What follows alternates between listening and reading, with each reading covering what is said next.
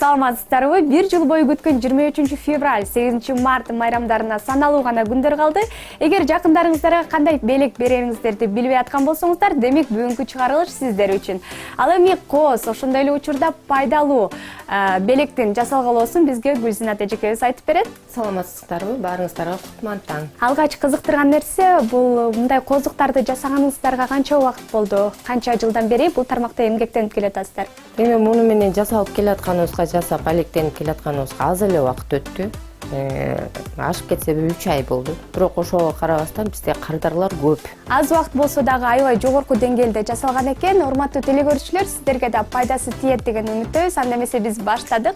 Алгач бизге эмнелер керектелет?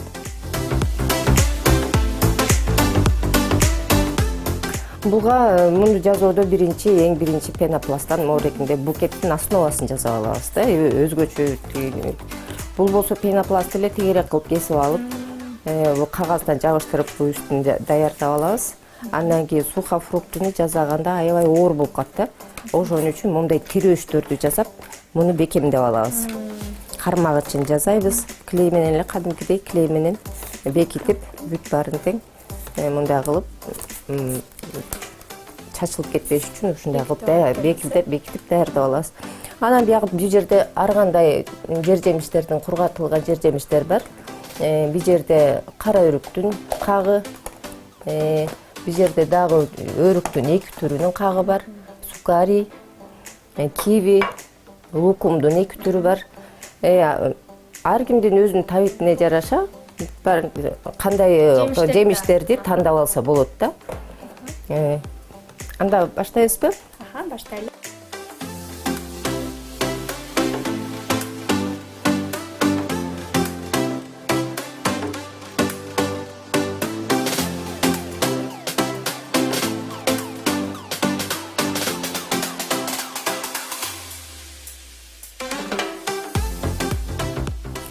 Негизи ошо бир букетке канча убакыт керектелет? Ар кандай букетке ар кандай убакыт талап кылынат. Мисалы үчүн моореке букеттен бул баары тең даяр жемиштерден эле сайып жасалат да. Буга азыраак ашып кетсе 1 саат убакыт кетет.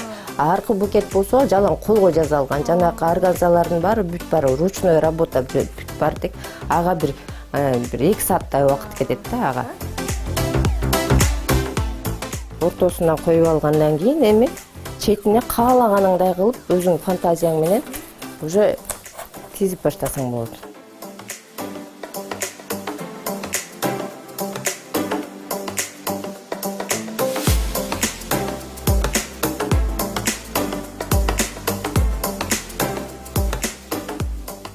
Бул букетибиз эми даяр болду мынакей. Эми муну дагы мындан ары да коздосо болот да. Сырттарына бантиктерди тагып койсо болот, ар кандай шууруларды мындай шуурулар менен коздосо болот. Дагы бир айта кетчү нерсе, кургатылган жемиштердин организмге тийгизген таасири өтө чоң. Эң пайдалуусу тууралуу айта кетсек, ал жүрөккө, ошондой эле тамак ашты сиңирүүдө жана нерв системасын жакшыртууда жардам берет. Демек, жакындарыңызды жөн гана кубандырбастан аларга пайда да алып келе аласыздар. Жакындарыңыздарды дайыма кубандырууга умтулуңуздар. Биздин ушуреке жасаган бүгүнкү белектерибиз силерге пайдасы тийди деген үмүттөбүз. Жакындарыңарды кубанткыла, сүйүнткүлө, баарыңарга жарык маанай.